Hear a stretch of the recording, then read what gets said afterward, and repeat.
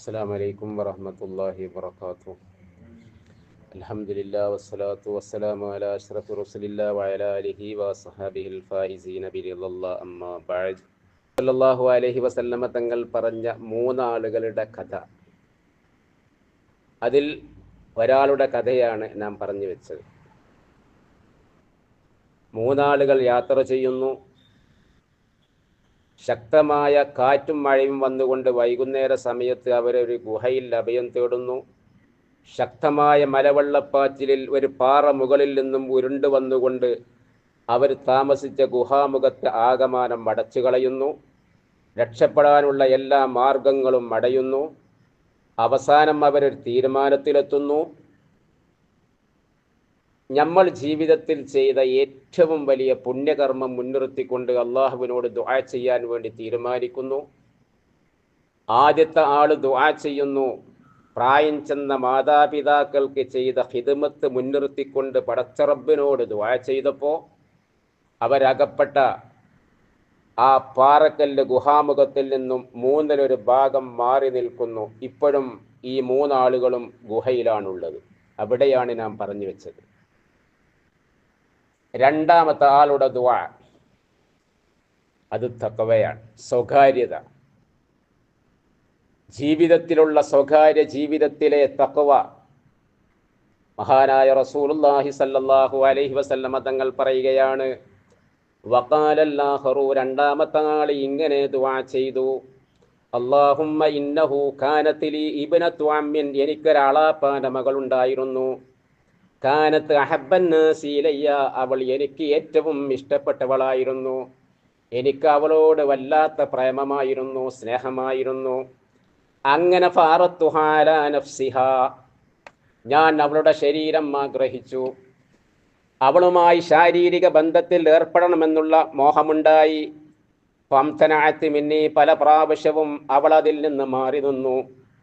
അങ്ങനെ ഹത്താ അൽഖത് ബിഹാ സനത്തും മിനസ്സിനീൻ, അവൾക്ക് ജീവിതത്തിൽ വലിയൊരു ദാരിദ്ര്യം അനുഭവപ്പെട്ടു.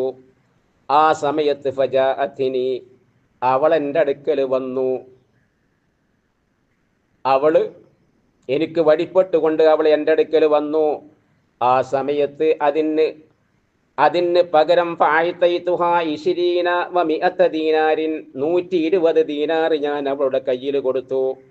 എന്തിനാ കൊടുത്തത്? അല അൻ തുഖല്ലിയ ബൈനി വ ബൈന നഫ്സിഹാ, അവളുടെ ശരീരം ഞാൻ ആഗ്രഹിക്കുന്നത് പോലെ അവളുമായി ശാരീരിക ബന്ധത്തിൽ ഏർപ്പെടാൻ വേണ്ടി ഞാൻ അവൾക്ക് 120 ദീനാർ ഞാൻ അവളുടെ കയ്യിൽ കൊടുക്കുകയും ചെയ്തു. ഫഫഅലത്, അവൾ അത് സ്വീകരിച്ചു. ഹത്താ ഇദാ ഖദർതു അലൈഹാ, അങ്ങനെ അവളുടെ ശരീരം പരിപൂർണമായി എനിക്ക് കീഴ്പ്പെടുത്തി തന്നു. ആരും കാണില്ല, അവൾക്ക് പൂർണ്ണ സമ്മതമാണ്. ഈ ഹദീസിന്റെ മറ്റൊരു റിപ്പോർട്ടിലുണ്ട്, ഹത്താ ഖഅത്തു ബൈന റിജ്ലൈഹാ, ഞാൻ അവളുടെ രണ്ട് കാലിനിടയിൽ ഇരുന്നു. അവിടെ വരെ കാര്യങ്ങളെത്തി.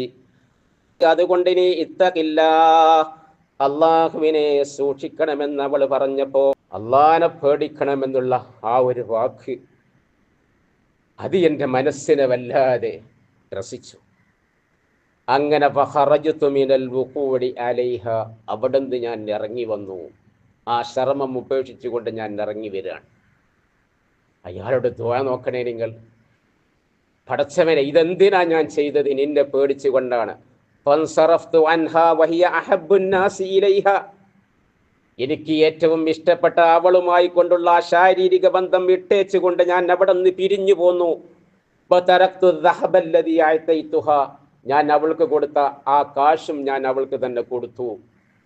കാശ് തിരിച്ചു വാങ്ങിയില്ല.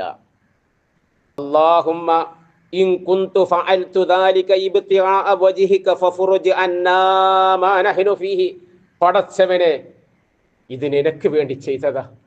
ആ ഒരു തെറ്റിൽ നിന്ന് ഞാൻ പിന്മാറിയത് നിന്നെ പേടിച്ചുകൊണ്ടാണ്. പടച്ച റബ്ബേ, ഞാൻ ജീവിതത്തിൽ ചെയ്ത ഈ പുണ്യകർമ്മത്തെ മുൻനിർത്തിക്കൊണ്ട് ഞാൻ എന്നോട് ചോദിക്കുന്നു, ഞങ്ങൾ അകപ്പെട്ട ഈ പ്രയാസത്തിൽ നിന്ന് മോചനം നൽകണേ. ആ സമയത്ത് ആ പാറ അല്പം കൂടി മാറി നിൽക്കുകയാണ്.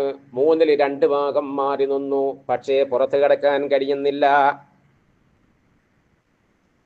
വൈറ അന്നഹും ലാ യസ്തതിഊനൽ ഖുറൂജ മിൻഹ, അപ്പോഴും ആ മൂന്നാളുകൾക്കും അതിൽ നിന്ന് പുറത്തേക്ക് വരാൻ കഴിയുന്നില്ല. ഇപ്പോഴും അവർ ഗുഹയുടെ ഉള്ളിൽ തന്നെയാണുള്ളത്. ഇൻഷാ അല്ലാഹ് ബാക്കി ഭാഗങ്ങൾ മൂന്നാമത്തെ ആൾ നടത്തിയ ദുആ. ഒന്നാമത്തെ ആളുടെ ദുആ മാതാപിതാക്കൾക്ക് ചെയ്ത നന്മയെ മുൻനിർത്തിക്കൊണ്ട് ദുആ ചെയ്തപ്പോൾ മൂന്നിലൊരു ഭാഗം മാറി നിൽക്കുകയാണ്.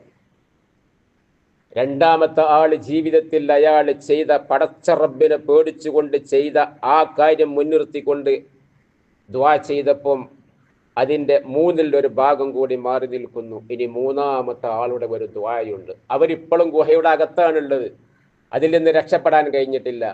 ഇൻഷാ അല്ലാഹ് ഇതിൻ്റെ ബാക്കി ഭാഗങ്ങൾ നാളെ കേൾക്കാം. അള്ളാഹു തൗഫീഖ് നൽകട്ടെ. അള്ളാഹു ഇരുത്തവും ഈ പറയലും ഈ നസീഹത്തുമൊക്കെ ഒരു നാഫിയായ ഇൽമായ റബ്ബേ നീ കബൂൽ ചെയ്യണേ നാഥ.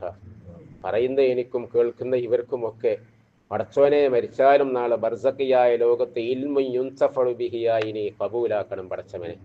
അള്ളാഹുവെ ഞങ്ങളുടെയൊക്കെ സ്വകാര്യ ജീവിതത്തിൽ നീ തഖ്വ നിലനിർത്തി തരണേ റബ്ബേ. പലപ്പോഴും അവസരങ്ങൾ കിട്ടിയാലൊക്കെ തെറ്റ് ചെയ്യും. ഇത് മനുഷ്യൻ്റെ ഒരു സ്വഭാവം. തെറ്റ് ചെയ്യാനുള്ള എല്ലാ അവസരങ്ങളും ഇങ്ങനെ കണ്ട് ഒത്തുകിട്ടുന്ന സമയത്ത് ഇങ്ങനെ അതിൽ നിന്ന് മാറി നിൽക്കാൻ കഴിയണം. പടച്ചവനെ ഞങ്ങളുടെ സ്വകാര്യ ജീവിതം പടച്ചവനെ നീ തഖ്വയിൽ അധിഷ്ഠിതമായി ജീവിക്കാൻ ഞങ്ങൾക്കൊക്കെ നീ തൗഫീഖ് നൽകണേ റബ്ബേ. അല്ലാഹുവേ ഞങ്ങളിൽ നിന്ന് മരണപ്പെട്ടു പോയ മാതാപിതാക്കൾ കൂട്ടുകുടുംബങ്ങൾക്കൊക്കെ നീ മഗ്ഫിറത്ത് മർഹമത്ത് സ്വർഗം നൽകി അവരുടെ ബർസഖി ജീവിതവും പരലോക ജീവിതവും റാഹത്തിലാക്കി കൊടുക്കണേ റബ്ബേ.